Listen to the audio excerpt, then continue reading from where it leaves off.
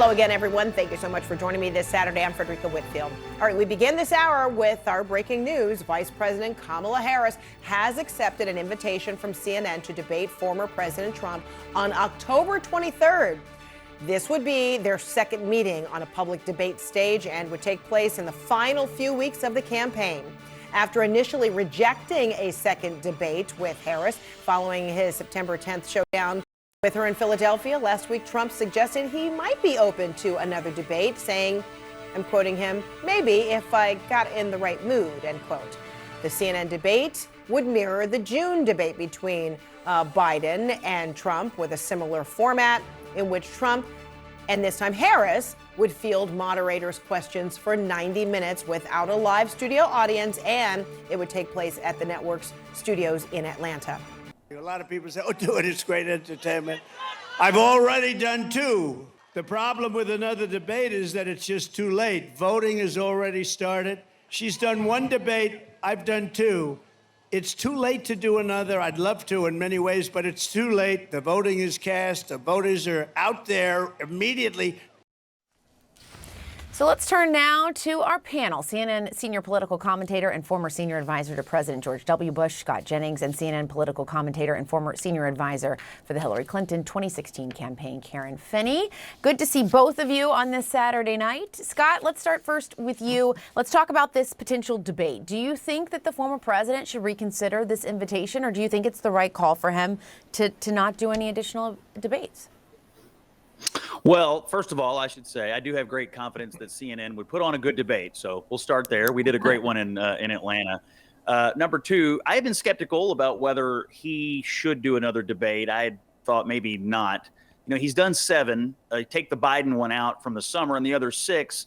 The snap polls have always judged him. This goes back to 2016, not to have won the debate, even though it didn't keep him from beating Hillary Clinton. He did lose 3 to her. So I've just wondered, what are you going to get out of this? And is it worth your time when you're running a campaign? And he's right, that late, you know, I'm not sure it would make a huge difference.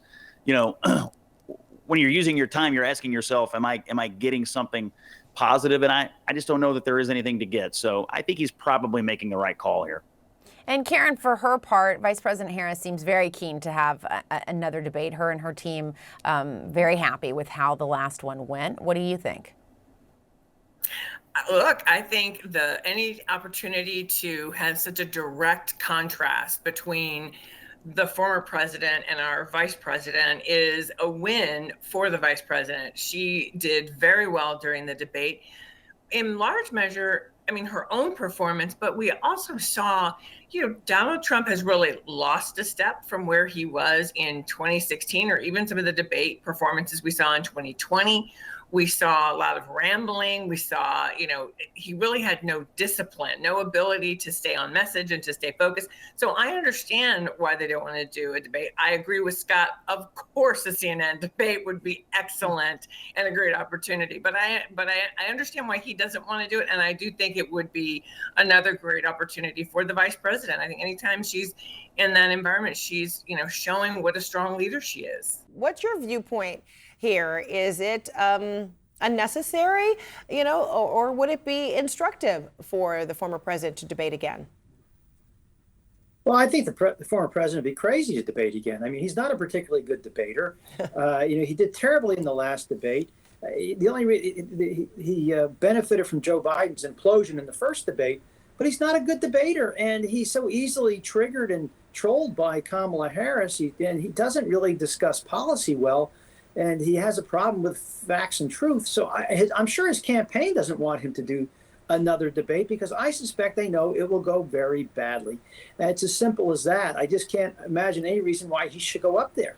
It's just he'll just have another drubbing. Oh, well, you heard the former president spinning it there, saying, you know, she's the one who performed so badly, and this is like a rematch, and that's what a fighter would do.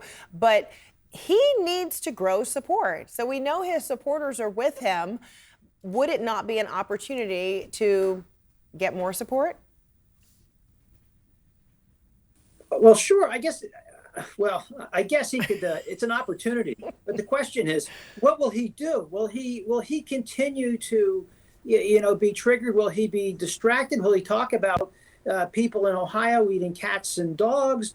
Will he not be able to answer questions whether or not he supports Ukraine in the war against Russia? I mean, I just don't know that he's capable of giving answers that would actually help him grow his support. He's done nothing up to this point to really expand upon his base. He doubles down on his base all the time. He needs to grow it. So this opportunity, I think he would blow it if he took you up on it. Gotcha. And Julian, we know the former president, he likes to come across as looking strong. Saying no to debate, does that make him look strong? Well, no. I mean, he will spin it the way he's spinning it to act as if he's defending himself, he's under attack, which is his traditional rhetoric, but does make him look, for many voters, I'm sure, scared. I think many people will see it the way the congressman just described it. And this does undermine some of that image, although, again, for his supporters, his image endures. And we see those polls don't change much. So it's, what do the small pockets of undecideds think? And I don't think this benefits, but I don't think there's much he can do. I think he knows enough to know the odds are this could go very poorly for him. And he knows, I think, despite the rhetoric, that last debate was not a good TV performance, which is something he does measure. Brian Stelter, let's bring you in. Good to see you, Brian. Welcome back on the weekends with me. So how do you assess this? I mean, Harris and her campaign have said yes to CNN's invitation, and saying this publicly and first, I'd say that's a big nudge, challenge. I mean, kind of goading Trump into, are you willing to do this too? Yes, absolutely right. CNN says in a statement that the network believes this would be good for the country, for voters to have another debate. And I think we can all agree that that is the case.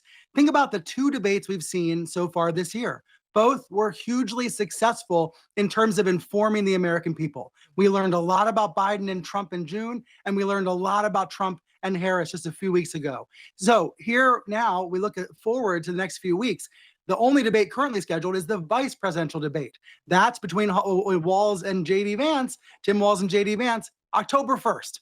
We knew the Harris campaign didn't want to debate again until the VP debate. But I think here's the interesting thing, Fred. Is the VP debate really going to be the last word? It probably shouldn't be the last word. Historically, it never has been. Historically, there's been a VP debate and then another presidential debate. So I think that might be the logic or the calculus that is at play here as CNN formally proposes this debate and as Harris accepts it. Furthermore, Jen O'Malley Dillon, the Harris campaign chair, she said in a statement a few minutes ago, it would be unprecedented in modern history for there to just be one general election debate between the two candidates. She said Trump should have no problem participating because, quote, it's the same format and setup as the CNN debate he attended in June. Interesting. And even with this truncated, political season now with these two, it would be remarkable. But then what will it say, Brian, if the former president says no? We remember his all caps post on Truth Social saying there will not be a third debate. We also know that we can't take him at his word historically, given that he has often changed his mind about many topics, from policies to whether he'll debate again. I personally, Fred, have believed all along that the former president will find it irresistible to reach 60, 70, 80 million viewers. President Trump, more than anyone else, knows the power of television ratings. He cared deeply about that even decades ago on The Apprentice. He still cares deeply today about television ratings. Sure. And he knows that both of the debates he's been in this year have been huge smash successes. So my gut as a TV guy has been that he will eventually agree to a debate because he wants to reach that huge audience in the final weeks before Election Day.